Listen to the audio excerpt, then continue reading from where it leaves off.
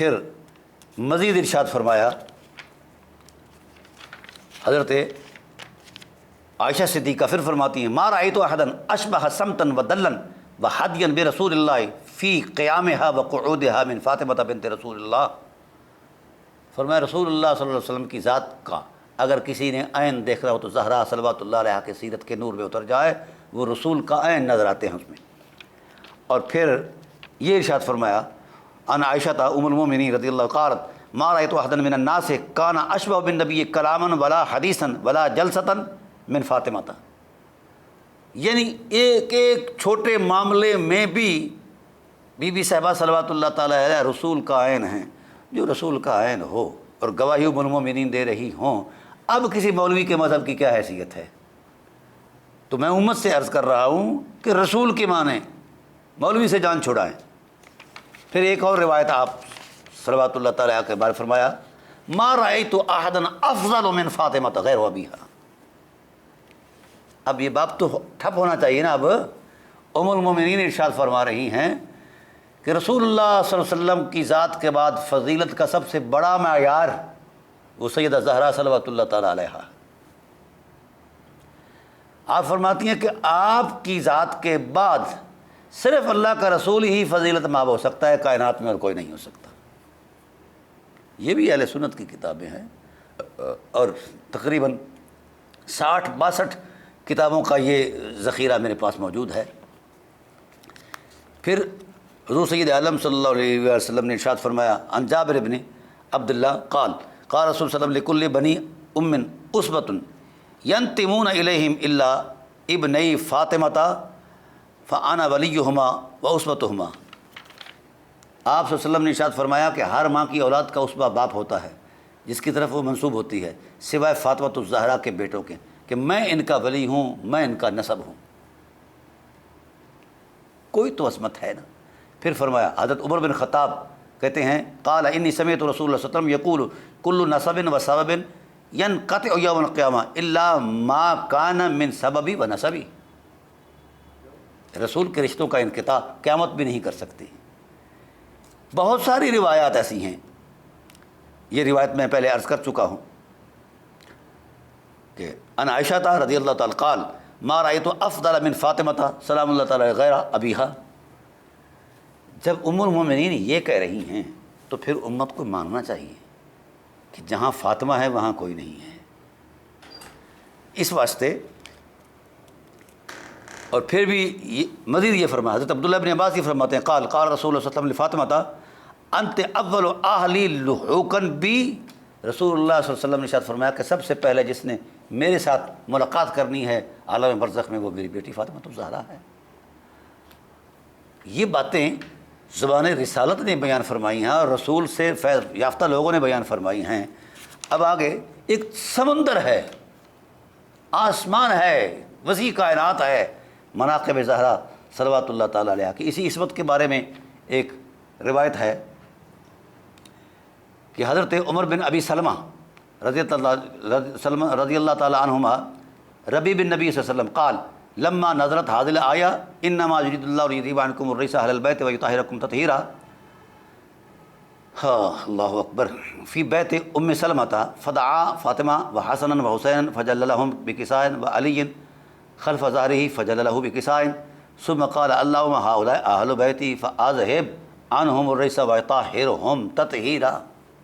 یہ قرآن کی تفسیر رسول اپنی نبوت کی زبان سے بیان فرما رہا ہے. کیا یہ اہل سنت کی کتابوں میں نہیں ہے؟ اس لیے جو اس وقت معاصر اہل سنت کے ہاں جوڑ توڑ موجود ہے وہ کہاں بھاگ کر جا رہے ہیں. اور یاد رکھنا میرے رسول نے ایک ارشاد فرمایا جو شخص اہل بیت سے مختلف ہو گیا فصاروا حزب ابلیس. یہ نبوت کے الفاظ ہیں. اللہ تعالیٰ اسے ابلیس کے کھاتے میں ڈال دے گا. رحمان سے اس کا تعلق نہیں رہے گا، شیطان اس کا تعلق دار بن جائے گا. عبادت بھی اس کی شیطانی ہوگی، ریاضت بھی شیطانی ہوگی. یہ رسالت کے الفاظ ہیں. کیوں نہیں اہل علم اس بات پر غور کرتے؟ آپ عصمت زہرا کے خلاف محاذ کھڑا کر کے امت کو کیا پیغام دینا چاہتے ہیں؟ آپ کے پاس نہ تو دلیل، نہ ہی اتنی علمی لیاقت، اور نہ ہی آپ کے پاس وہ وقار، وہ تمکنت کہ آپ پر اعتماد کیا جائے۔ تو جب قرآن اہل بیت کے ساتھ ہے اور اہل بیت قرآن کے ساتھ ہیں تو پیچھے کیا رہ گیا ہے؟ آپ کے پاس کیا ہے؟ صرف آپ کی گڑی ہوئی باتیں، ذاتی مصنوعی علم، اس کی کیا حقیقت ہے؟ میں نے پہلے پروگراموں کے اندر بھی یہ بات کہی ہے کہ بھائی اگر عصمت زہرا صلوات اللہ تعالی علیہا آپ کے ہاں مقبول نہیں ہے، آپ نہیں اسے قبول کرتے، تو ان کی عصمت کے خلاف کوئی ایک دلیل تو پیش کر دو۔ دلیل تو آپ کو ملے گی نہیں، جی ہے ہی نہیں، کیونکہ عصمت حرم زہرا کا طواف کرتی ہے۔ اور اگر آپ دلیل نہیں دے سکتے تو پھر کم از کم ان کی سیرت میں اتر کر دیکھو کہ ان کے طرز عمل میں کوئی ایک رتی برابر بھی ایسا احساس موجود ہے جو عصمت کے مرتبے کے خلاف ہو اور مانع عصمت ہو۔ اگر آپ کوئی پیش کریں گے جھوٹ موٹ تو رسالت کی ساری سیرت ختم ہو جائے گی، رسالت کے منصب میں جو کچھ حرمتیں ہیں وہ سب ختم ہو جائیں گی۔ کیوں؟ ام المومنین نے کہا کہ یہ رسول کا عین ہے۔ میرے رسول کی اخلاق کی عصمت کو قرآن نے بیان فرماتے ہوئے کہا انکا لعلی خلق عظیم۔ یہ میں اہل سنت کے علماء تفسیر کے حوالے سے یہ گفتگو کر رہا ہوں، تقریباً 1200 تفاسیر کا مطالعہ پیش کر رہا ہوں۔ میرے رسول صلی اللہ علیہ وسلم کو اللہ نے فرمایا کہ میرے حبیب آپ صاحب خلق عظیم ہیں، اور علا کی جو وضع ہے اہل علم کے ہاں، علماء اہل سنت کے ہاں، وہ تعلی اور علو اور غلبہ کے لیے ہے، اور تمام علماء اہل سنت نے اس بات پر توضیح کی ہے، وضاحت کی ہے کہ اس سے مراد یہ ہے کہ اے رسول ہر اخلاق جو ہے آپ اس کی عظمت پر غالب ہیں۔ آپ کی فطرت کے اندر، طبیعت کے اندر، سیرت کے اندر اور آپ کے محاسن عظمت کے اندر یہ کمال موجود ہے کہ اخلاق اپنانے کے لیے آپ کو کسی تکلیف سے یا تکلف سے نہیں گزرنا پڑتا، بلا تکلف آپ اخلاق عالیہ کو ادا کرتے ہیں، اپنے وجود اقدس سے ان کو ظاہر فرماتے ہیں۔ بلکہ بعض علماء تفسیر نے تو یہاں تک یہ بیان فرما دیا ہے کہ آپ حسن اخلاق کی عظمت پر غالب ہیں، آپ کے رویے، آپ کا کردار، آپ غالب ہیں اخلاق پر۔ اور اگر عصمت خلقی وصف ہے تو عصمت پر میرے رسول کی سیرت کا نور خود غالب ہے، اور سیدہ زہرا تو سیرت رسول کا عین ہے، ان کا طرز عمل تو خود غالب ہے عصمت پر، اور عصمت ان سے چھینی جا رہی ہے۔ بھئی لے جاؤ اس عصمت کو، گھر میں رکھو۔ سیدہ زہرا اس عصمت کی محتاج نہیں ہیں۔ عصمت سیدہ زہرا کی حرمت اور تقدس اور وجود اقدس کی محتاج تو ہے، اس پر دلائل بھی موجود ہیں، لیکن زہرا عصمت کی محتاج نہیں ہے۔ عصمت تو ان کے سانسوں کی خیرات ہے، عصمت تو ان کے حرم کا طواف کرتی ہے، عصمت تو ان کے مزاج میں خوشبو کی طرح سمائی ہوئی ہے۔ عصمت کو تو خوشبو بھی کردار زہرا سے ملی ہے۔ تو آپ یہ باتیں کرتے ہیں کہ وہ معصوم نہیں ہیں، نعوذ باللہ من ذالک۔ عصمت سے ہی مولوی صاحب پوچھ لیتے کہ بتا تجھے اگر تلاش کرنا ہو تو کہاں ملے گی؟ عالم نسوانیت کے اندر۔ تو عصمت خود آپ کا کان پکڑ کے لے جاتی وہاں کہ مجھے جو عملی وجود مل سکتا ہے وہ سیدہ زہرا کے قدموں کی خیرات سے مل سکتا ہے۔ اس لیے میں گزارش کروں گا اہل علم سے کہ اگر آپ کو یہ توفیق نہیں کہ آپ اہل بیت نبوت کے ساتھ تقریباً کوئی رویہ اختیار کریں، تو یہ توفیق نہیں تو یہ آپ کے نصیب کی جلاوطنی ہے، یہ ہو سکتا ہے، لیکن کم از کم ان کی اہانت سے تو اپنے آپ کو روکا جائے۔ حیرت اس بات پر ہے کہ ایسا معاملہ جس کی کوئی حقیقت نہیں ہے، گھر بیٹھ کر تراشا ہوا تصور دین پیش کر کے اس پر اڑے رہنا، یہ کہاں کی دینی لیاقت ہے؟ دلیل کوئی نہیں۔ میں نے جتنے بھی خطابات مولوی صاحب کے سنے، کسی بھی خطاب کے اندر، کسی بھی جذباتی جملے کے اندر ایک بھی دلیل نہیں دی۔ ہم نہیں مانتے، بھائی تم نہیں مانتے تو نہ مانو، تمہارا نہ ماننا کوئی معیار نہیں، کوئی دلیل نہیں ہے۔ بہت سارے ایسے لوگ بھی ہیں جو خدا کو نہیں مانتے۔ اگر عصمت زہرا کا مولوی صاحبان قول نہیں کرتے یا نہیں مانتے تو نہ مانیں، تو کیا اس حوالے سے ان کی عصمت متاثر ہو جائے گی؟ نہیں، مولوی کے فتوے کی محتاج نہیں عصمت، نہ ہی سیدہ کائنات کا مقام، رسول اللہ صلی اللہ علیہ وسلم کی یہ شہزادی اور آپ کا پورا خاندان عصمت مآب ہے، یہ بات ذہن میں رہے۔ رسول کے خاندان کا عصمت مآب ہونا دلیل رسالت ہے، یہ بات اپنے حواس میں، جب آپ کے حواس قائم ہوں تو پھر آپ اپنی کتابوں میں دیکھیں، اپنے علماء کی تصریحات میں دیکھیں، رسول کے خاندان کا عصمت مآب ہونا دلیل نبوت ہے، نبوت تو ٹھہری ہی عصمت خاندان نبوت پر ہے، تو آپ کیسے انکار کر رہے ہیں؟ یہ میں نے اپنی اس کتاب کے اندر پوری تفصیل کے ساتھ لکھا ہے، عصمت والدین مصطفیٰ کے اندر اور قرآن کریم کے اندر میں نے دلائل دیے ہیں قرآن پاک سے کہ خاندان نبوت کا عصمت مآب ہونا نبوت کی دلیل ہے۔ کفار مکہ نے یہ کہا تھا، مثل محمد مثل نخلۃ فی قباء الارض، محمد صلی اللہ علیہ وآلہ وسلم کی مثال تو اس کھجور کے اگے ہوئے پودے کی طرح ہے جو کورے کرکٹ کی جگہ، اروڑی کی جگہ پر اگ آتا ہے۔ عصمت خاندان نبوت کا انکار سب سے پہلے کفار مکہ نے کیا ہے اور آپ ان کی تقلید میں چل رہے ہیں،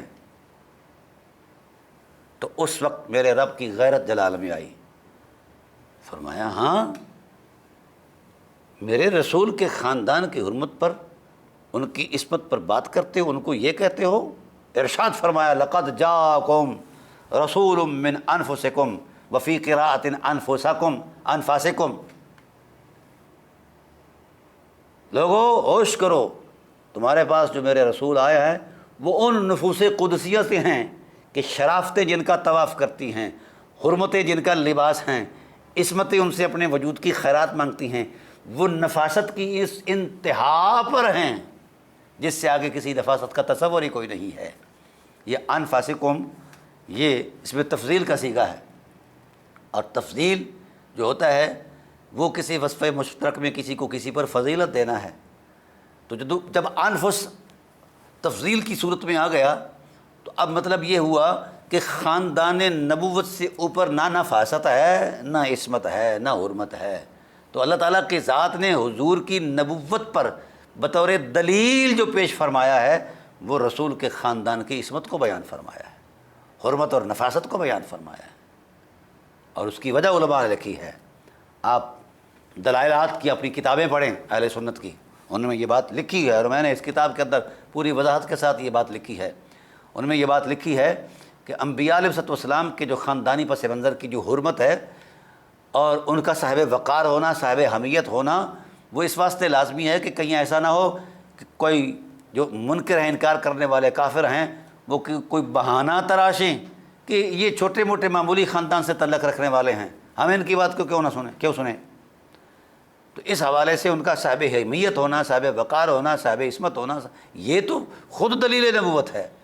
جس نبوت پر آپ کا یقین ہے وہ تو خود ٹھہری ہوئی ہے اس عصمت کی عظمت میں، تو پھر آج بھی ہماری سوسائٹی میں یہ موجود ہو، انسان کے گھریلو ماحول میں اگر طہارت نہ ہو، پاکیزگی نہ ہو، اور وہ پاکیزگی کا درس دے تو گلی محلے والے لوگ، سوسائٹی تہذیب والے لوگ اور تمدنی لوگ اور یہ معاشرت سوسائٹی کے یہ لوگ کہتے ہیں کہ ہمیں میاں آپ درس دے رہے ہیں، اپنے گھر کو تو سنبھالو، آپ کا بچہ یہ ایسا ہے، آپ کی بچی ایسی ہے، آپ کی ماں ایسی ہے، فلاں ایسا ہے، فلاں ایسا ہے۔ تو مکہ کے کفار کی اکھڑ مزاجی کون نہیں جانتا؟ اگر ان کے پاس کوئی ایک ادنا حرف بھی ہوتا تو وہ ضرور رسول کے سامنے ضرور پیش کرتے ہیں، رسول کے سامنے ضرور پیش کرتے ہیں۔ نہیں تھا کسی بھی کافر کے پاس عصمت خاندان نبوت کے خلاف نہ کوئی لفظ تھا، نہ حرف تھا۔ تو جس اہتمام قدرت نے خاندان نبوت کے پس منظر کو یہ شرافت بخشی ہے تو وہ پیش منظر کو کیوں نہیں بخش سکتا بھائی؟ نعوذ باللہ من ذالک، میری زبان جل جائے، میرا وجود جل جائے، میرے منہ پر پہ یہ الفاظ آئیں۔ اگر سیدہ زہرا صلوات اللہ تعالیٰ علیہا یا دیگر بنات کرام صلوات اللہ تعالیٰ علیہن یا ازواج مطہرات صلوات اللہ تعالیٰ، حضور کے حرم کے جتنے بھی لوگ ہیں، اگر کسی کے رویے میں کوئی ایک ادنا کا کروڑواں حصہ بھی خلاف عصمت کوئی ایسا عمل ہوتا تو وہ باتوں کا بتنگڑ بنانا جانتے تھے کفار مکہ، وہ ضرور ایسی باتیں کرتے تھے، کر سکتے تھے، لیکن ان کو جرأت کلام نہیں ہوئی۔ رسالت کا انہوں نے انکار کیا کہ نہیں مانتے، آپ نے چاند کو توڑا کہا نہیں مانتے، سورج کو بوڑا کہا نہیں مانتے، پتھروں کو کنکریوں کو زبان بخشی کہا نہیں مانتے۔ پھر اس کے بعد رسالت کو دلیل کی ضرورت تھی، معجزات چیلنج ہو گئے، تو اللہ نے فرمایا میرے حبیب آپ کے دامن رحمت میں ایک ایسا معجزہ ہے جس کو قیامت تک کوئی چیلنج نہیں کر سکتا۔ اے اللہ وہ کیا ہے؟ میرے اللہ نے فرمایا وہ آپ کے کردار کی عصمت ہے، آپ کے کردار کی پاکیزگی ہے۔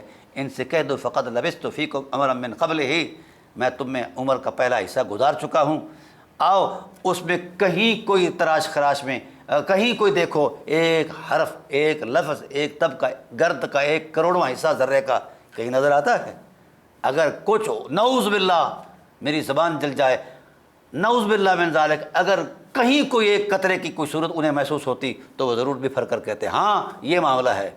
تو جب پوری تاریخ کے اندر ان کے پاس، کیونکہ ان کے سارے کفار مکہ کے سارے خاندان خود ممنون احسان رہے بنی ہاشم کے، اور ان کے پاس کچھ نہیں تھا، نہ پس منظر میں نہ پیش منظر میں، تو خاندان نبوت کا طہارت مآب ہونا، عصمت مآب ہونا تو خود دلیل نبوت ہے۔ پھر اس کے بعد کسی کافر کو جرأت کلام نہیں ہوئی، جب حضور نے اپنے کردار اور سیرت کو پیش کیا تو کسی کافر کو پھر اعتراض کی جرأت نہیں ہو پائی۔ ادھر میرے رب نے اپنے محبوب صلی اللہ علیہ وسلم کے خاندانی وجاہت کو، عظمت کو جب بیان فرمایا تو پھر کسی کافر نے دوبارہ کوئی لفظ نہیں بولا۔ تو بھائی ہم نے یہ کام تو ایک جس بھی انداز میں ہم پیش کر رہے ہیں، خدمت، نوکری، اللہ تعالیٰ اسے قبول فرمائے، لیکن اس میں ایک خاص میرا ذوق بھی شامل ہے، وہ یہ ہے کہ جس وقت حضور کے خاندان پر کفار مکہ نے زبان درازی کی تو میرے رسول صلی اللہ علیہ وسلم نے ارشاد فرمایا من ینفعنی من یصافحنی، کون ہے ایسا جو میرا دفاع کرے؟ تو کعب بن زہیر آئے، دوسرے تیسرے لوگ آئے، انہوں نے شعر و سخن کی صورت میں رسول دو عالم صلی اللہ علیہ وسلم کے خاندان کی حرمت کو بیان فرمایا، لیکن حضور نے فرمایا یہ کافی نہیں ہے۔ حضرت حسان بن ثابت آئے، انہوں نے کہا یا رسول اللہ میں آتا ہوں، ثم ادلع لسانہ، انہوں نے اپنی زبان کو بل دیا جس طرح اونٹ غصے کی حالت میں زبان دیتا ہے، کہا لافرینہم یا رسول اللہ، میں ان کو چھیل کر رکھ دوں گا جس طرح کچے چمڑے کو موچی چھیل دیتا ہے۔ تو میرے رسول نے فرمایا بولو۔ حضرت حسان نے میرے رسول کے خاندانی حرمت کو بیان فرمایا، اور ابھی وہ بول رہے تھے تو میرے رسول نے جھومنا شروع کر دیا۔ ام المومنین حضرت عائشہ صدیقہ آئیں کہ یا رسول اللہ آپ جھوم رہے ہیں؟ فرمایا دیکھو عائشہ، یہ حسان بن ثابت میرے خاندانی وقار کو، حرمت اور عصمت کو بیان کر رہا ہے، اور اللہ تعالیٰ کی ذات نے فرشتوں کے رسول حضرت جبرائیل کو ان کی تائید میں بھیجا ہے، ان کی تائید میں بھیجا ہے۔ حضرت حسان سے حضور نے مخاطب فرمایا کہ اے حسان ان اللہ یؤیدک بجبریل اذا نافحت عن اللہ ورسولہ، اے حسان بن ثابت جب سے تو نے میرے ماں باپ کی تکریم کا بیان شروع کیا شعر و سخن کی عظمت میں، اور میرے خاندان کی حرمت کو بیان فرمایا، تو اللہ نے جبرائیل کو تیرا مؤید بنا کے بھیجا ہے۔ کیوں؟ اذا نافحت عن اللہ ورسولہ، تو نے میرے خاندان کی حرمت کو صرف بیان نہیں کیا، تیرا کام کتنا مقدس ہے، تو نے اللہ کی حرمت کا دفاع کیا ہے اور رسول کی عصمت کا حیا کیا ہے، دفاع کیا ہے، تو نے اللہ کا دفاع کیا ہے۔ تو رسول کے خاندان کی حرمتوں کا دفاع کرنا خدا کی حرمت کا دفاع ہے، یہ میں نہیں کہہ رہا، میرا رسول کہہ رہا ہے۔ انشاءاللہ العزیز اس پر میں بقیہ گفتگو اگلے پروگرام میں کروں گا، لیکن یہ بات ذہن میں رکھیں، یہ بات ہر مومن پر فرض ہے کہ خاندان نبوت پر اٹھنے والی ہر گرد جو ہے اس کو دور کرنا یہ خدا کی عزت کا دفاع کرنا ہے، رسول کی حرمت کا دفاع کرنا ہے، اور اہل بیت نبوت کے ساتھ اپنی محبت کا اظہار کر کے اپنے آپ کی نجات کو یقینی بنانا ہے۔ اس لیے میں پورے امت کے لوگوں سے عرض کرتا ہوں کہ لوٹ آؤ، حرم نبوت کی دہلیز پر آ جاؤ، یہیں دونوں جہان کی فضیلتیں بھی موجود ہیں، برکتیں بھی موجود ہیں۔ اللہ تعالیٰ میری اور آپ کی حاضری کو شرف قبولیت سے سرفراز فرمائے۔ وما علینا الا البلاغ المبین۔